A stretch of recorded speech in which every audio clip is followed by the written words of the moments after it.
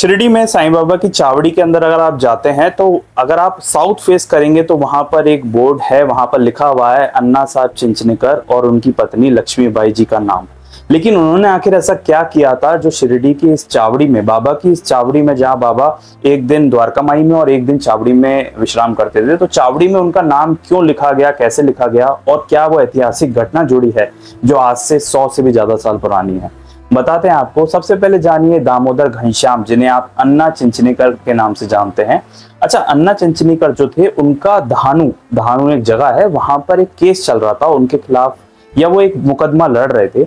उनके तरफ से नारायण खरे नाम के एक लॉयर थे, नारायण खरे, तो वो उनकी तरफ से केस लड़ रहे थे और अन्ना चिंचनेकर बहुत एंशियस हो जाते थे और बार बार वो साईं बाबा के पास जाके पूछते थे कि मेरा जो केस चल रहा है, मेरा जो मुकदमा चल रहा है, क्या इसमें क्या होगा।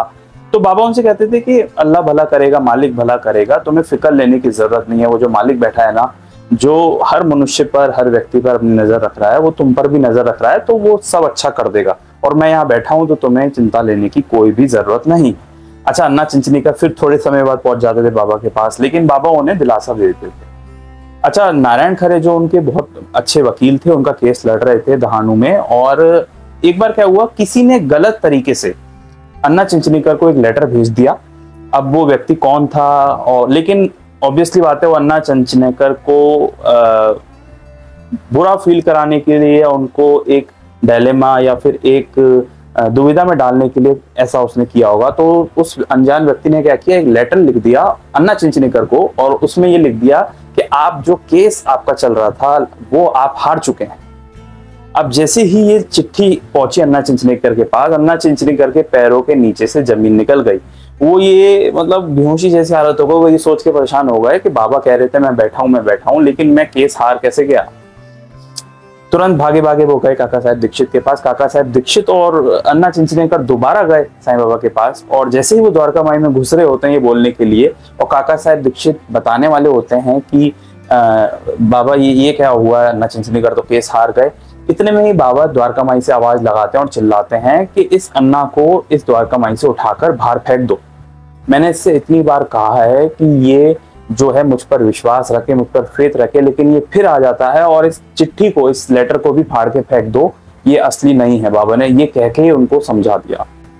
अच्छा, काका साहब दीक्षित और अन्ना चिंचनेकर एक पल के लिए हैरान हुए, वो ये सोचने लग गए बाबा ये कह क्या रहे हैं। अच्छा, तो जब उन्होंने ये जाना कि साईं बाबा ने अगर कह दिया है कि ये जो पत्र है ये असली नहीं है, तो पत्र असली नहीं हो सकता, उनके मन का जो ये भ्रम था ये टूट गया, क्योंकि कुछ दिनों बाद ही उनके पास एक ओरिजिनल पत्र आता है जो उनके लॉयर थे नारायण खरे वो भेजते हैं, और उस पत्र में वो लिखते हैं कि अन्ना चिंचनेकर जी, आप जो ये केस है, जो मुकदमा है, वो जीत चुके हैं, और सिर्फ यही नहीं, इस केस के साथ साथ आपको मुकदमे के चलते 1800 रुपए भी दिए जाएंगे। अच्छा, वो ये सुन के तो बहुत प्रसन्न हो गए, और वहीं जो एक पल पहले वो बाबा की बातों पर डाउट कर रहे थे, सोच रहे थे, उसके बाद वो भागे भागे गए द्वारका माई में, और काका साहब दीक्षित भी वहां पर थे, और जो ये लेटर होता है बाबा के चरणों में रखते हैं, 1800 रुपए जो है बाबा के चरणों में रखते हैं, और फिर बाबा उनसे कहते हैं कि मैंने तुमसे कहा था ना कि तुम्हारा काम हो जाएगा, बस विश्वास रखो। तभी बाबा श्रद्धा और सबूरी कहते हैं।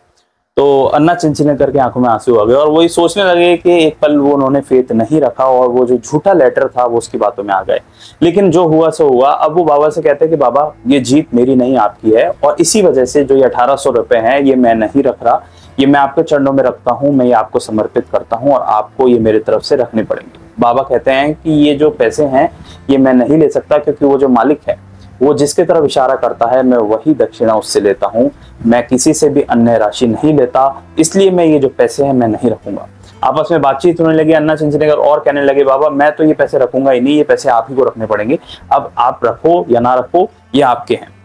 अच्छा, इसी बीच में काका साहब दीक्षित कहते हैं कि चलो मैं इसका एक बीच का एक सॉल्यूशन दे देता हूँ, एक बीच की बात बता देता हूँ। अगर बाबा को भी पैसे नहीं रखने, बाबा मना कर रहे हैं, और अन्ना चिंचनेकर को भी नहीं रखने, तो अन्ना तुम ऐसा करो, आप और आपकी पत्नी लक्ष्मीबाई दोनों ही अपनी सहमति से ये जो 1800 रुपए हैं ये आप डोनेट कर दो चावड़ी की मरम्मत के लिए। चावड़ी जो कि बाबा एक दिन द्वारका माई में और एक दिन चावड़ी में विश्राम करते हैं, तो आपका ये दान भी हो जाएगा, या आपकी तरफ से एक सेवा भी हो जाएगी जो आप बाबा के लिए करना चाहते हैं कि चावड़ी की मरम्मत हो जाएगी, ताकि जो भक्त हैं वो भी आराम से बैठ पाए। और बाकी अगर बाबा एक्सेप्ट तो कर नहीं रहे तो ये जो सेवा है ये बाबा के लिए ही हो जाएगी। तो अन्ना चिंचनीकर और लक्ष्मीबाई जी बहुत खुश होते हैं और वो पूरे के पूरे 1800 रुपए जो हैं वो